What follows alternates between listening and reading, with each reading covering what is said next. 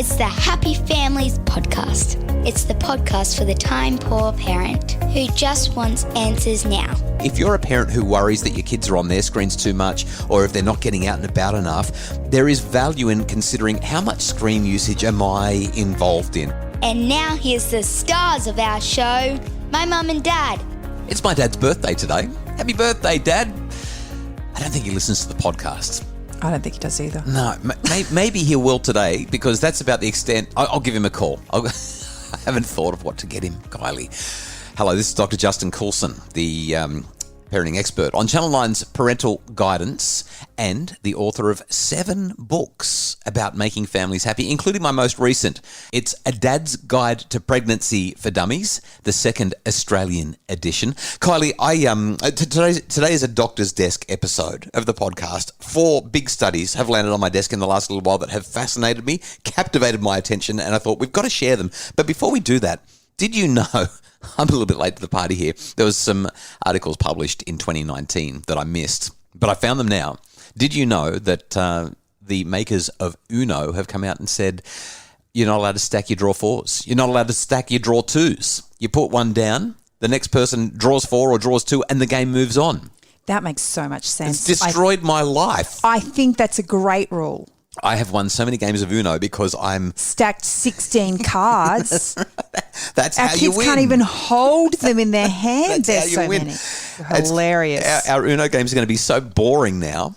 I think that we need to revolt. We need an Uno revolution. Do you know what they did? Who did? They created Flip. It's awesome. Oh yeah, we bought Uno Flip. If you haven't checked it out, you can be thinking you're about to win and then the person beside you has the flip card and you flip it over and all of a sudden... We do another thing when we're playing Uno. Every time somebody puts down a 0, you've got to change cards with the person. Well, Flip does all of that for you. Yeah, yes. It's got all of the fun rules and it just changes things and changes the colours and everything. I love Uno. Hey, yeah, we need to get on with the doctor's desk today. 4 studies, like I said. The first one that I want to talk about, Kylie, ask me anything you want about it. It's the effects of limiting recreational screen media use on physical activity and sleep in families with children, a cluster randomised clinical trial. That's what I miss about academia. That big long sentence that they couldn't break up into a paragraph. Titles of studies that mean something. Do I need to say it again? The effects of limiting recreational screen media use on physical activity and sleep in families with children, a cluster randomised clinical trial. Okay, so here's what happened. In English. Okay, we've got some researchers who have sat down and said, what happens when parents are on their screens a lot? They were in Denmark. What happens when parents are on their screens a lot to their children's physical activity? In other words, let's not look at how much kids are on their screens. Let's look at what parents are doing on their screens. So they went out to the population. They did a whole lot of surveys and they got parents who are working full-time and then also spend an additional minimum 2.5 hours per day of what we would call recreational screen time. Flicking, scrolling, tapping, but not doing anything productive. Sound like anyone you know? Well, you got rid of all your apps, so it's not you anymore. I wonder who it could be. Do you know what? Just before you carry on, you've been pointing the finger at me for a little bit now, and I finally worked out how to check my screen time the other day. Yes. I had never known how to do it. Right.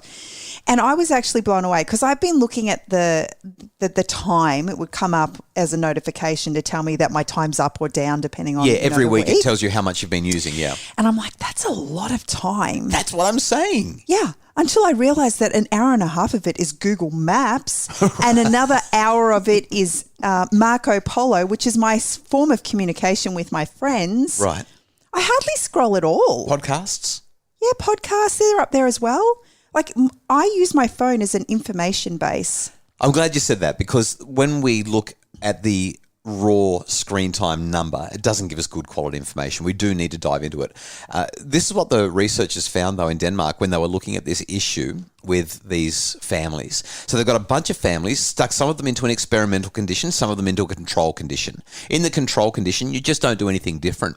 But what they got with the experimental group were all these families that are in the upper echelons of recreational screen use. The parents are using their phones for more than 2.5 hours per day, and they got them to commit to dropping down to less than 3 hours of recreational screen time per week. Is Google Maps recreation? No, it's not. No, it's not. Probably not. I don't know. But that really affects my time. We're still new here. I don't know where I'm going. So every time I get in the car, I have to put Google Maps on just to make sure I'm going to the right entrance for the shopping centre, for goodness sakes. There's got too many. Anyway, here's what happened with this study.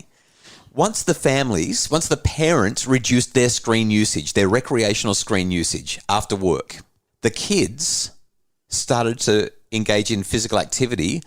The average amount of increased physical activity was an extra 44.8 minutes per day.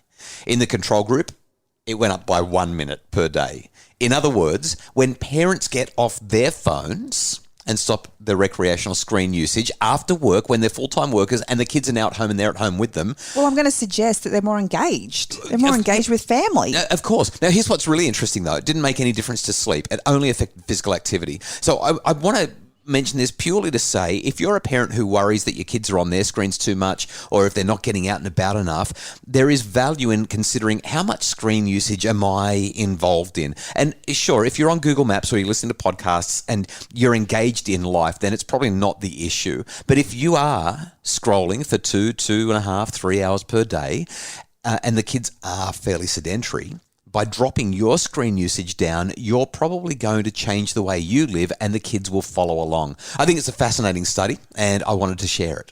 Well, what's number 2? The second one is a breastfeeding study. I love these studies. Now I want to highlight before we talk about this particular piece of research, which comes from Oxford University, and it was published in the journal PLOS.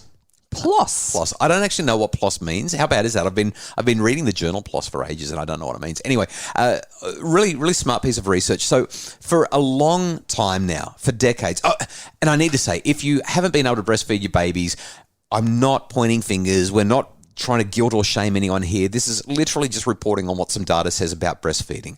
So over the years, we've known that there's a relationship between breastfeeding and intelligence. That is, kids who are breastfed tend to score higher on cognitive tests, okay? But there's a whole lot of questions around whether there are other characteristics. It's really hard to get good data on this. So this is a study of 8,000 infants born in 2000 to 2002 and followed until they were 14 years of age. It's called the UK Millennium Cohort Study. The researchers have essentially looked at the extent to which they were breastfed, the duration of the breastfeeding as they grew up, and looked at the scores on their cognitive tests at age 5, 7, 11, and 14. We're talking about verbal cognitive scores and spatial cognitive scores. And Kylie, it will be no surprise that this longitudinal research confirms previous studies, and that is that kids that are breastfed tend to score higher on cognitive tests. Well, how big is the difference? I'm so glad you asked. The research suggests that there is a difference of approximately a quarter of a standard deviation. So in layman's terms, because that means nothing to me. About 3 to 4 IQ points. And what does that mean? Well, if I was standing next to you and my IQ was 101 and yours was 104, nobody would be able to tell the difference. That's what I'm thinking. So it doesn't sound like it's a huge deal. No, it's not. It's a really small deal. And so that should bring comfort to those who have not been able to breastfeed but wanted to. Or like in your case, your milk just dried up after a few months and you weren't able to breastfeed nearly as long as you wanted to. There's reassurance there for parents who have not been able to breastfeed. At an individual level, that 3 or 4 points isn't very much. But if we look at it at a population level, it actually becomes really important. And so we're looking at small numbers versus large numbers here. And at a population level, it does matter and it is important. And that's why it's important that we continue to promote breastfeeding as the primary way that children should be fed for at least the first 6 months, but preferably the first 12 months if your body will do it, and longer if you can. After the break, we've got a study on smacking the correlation with physical abuse, and another study which has looked into crying and what would be considered excessive crying in newborns. If you could read your daughter's mind, what would you hear? Teen girls who are anxious about fitting in and struggling to find happiness, and they need you, mum and dad, to be there as they tackle these challenges and much more. Misconnection is the cutting-edge, science-backed book you need to get deep into your daughter's mind and connect about the things that matter to her. Available at the Happy Families shop online. It's the Happy Families Podcast, the podcast for the time-poor parent who just wants answers now. Another report on smacking. Yeah, so we talk about smacking from time to time on the podcast, and my opinion on it hasn't changed, and the research never gives us anything different here. So this is a brand new study published in July 2022 in the research journal Child Abuse. The research journal. Don't mock me. Child Abuse and Neglect. What the research essentially found is that there's probably a couple of things I need to highlight here. First off, we know that around about a minimum of 1/3 of kids under 5 experience smacking. It's the reality. It's the world that we live in. We're trying to stop it, but it continues to happen. We've got a whole lot of studies that show that when kids are smacked, they're also at heightened risk of physical abuse. Now, I know some people are going to say, well, smacking is physical abuse. Let's not get into that conversation right now. Let's just highlight hitting a child, like giving them a tap on the backside or giving them a smack because they've done the wrong thing, might be considered at the lower end of the physical abuse continuum, but there are much more significant forms of physical abuse further along the continuum. And if a child is smacked, research has shown us that they are at increased risk of physical abuse as well. So this study looked at 156,000 kids across 56 lower and middle income countries. It was a part of a massive UNICEF cluster survey. Big numbers, nearly 160,000 kids. And what the researchers essentially found was that smacking of a child was associated with higher risk of physical abuse. And if you were to take all of that massive data and bring it down to, let's say you've got 100 kids. Imagine that the entire world basically in this sample is reduced to 100 kids, and we're going to work out what percentage of them are getting smacked and what percentage of them are being abused. If there's 100 kids, 34 of them are going to be smacked, according to the data. Now, I reckon it's actually going to be more than that, but let's just stick with 33 to 34 for now. What the research showed is that if 33 of them were smacked, 7 of them experienced physical abuse. And what they also found when they did all their stats was that if we, in relation to the population of abused children, if we can get smacking out of the conversation, if we can stop people smacking their kids, we'll be able to reduce physical abuse by at least 33%, which is that's a significant number. It's a big reduction. Yeah. So once again, we're not suggesting that if people have smacked their kids or do smack their kids, while we would always reject the idea that it's a good way to discipline kids, we're not saying that you're going to end up abusing your child physically if you've given them a whack or a tap because you lost it one day or because you just couldn't get their attention. What we are saying, though, is that the risk at a population level of physical abuse goes up significantly when kids are smacked, and it drops by more than 1/3. The risk of physical abuse drops by more than 1/3 if we can stop smacking in our communities. And I think that that's a cause that's worth getting behind. Our last one is all about crying. Anyone with a newborn baby knows that familiar sound. Yeah. It's kind of like I want to write a book that every parent can rely on at 2:00 in the morning when their child is screaming and they are sleep deprived and they're just losing it. So there's some research that's been around since the 1960s. In fact, if you go into a lot of childcare nurse sort of places, you'll see this graph that basically says, and it's an old study, but the study concludes that infant crying normally peaks at around about the age of 6 weeks. And then it decreases pretty well and stabilizes at a nice low level at about 12 weeks. And when you think about our experience, you're looking at me with a puzzled look on your face. Yeah, number one, I've never heard that in all of my parenting. That was never a discussion You never point. saw the graph? Okay, never sure. saw the graph. But I think about baby number 2, and she peaked as soon as she came out into the world. I think about baby number 1, and she took 5 days before she found her lungs, but once she found them, she didn't stop. She's in the 20s now, and she still uses them a lot.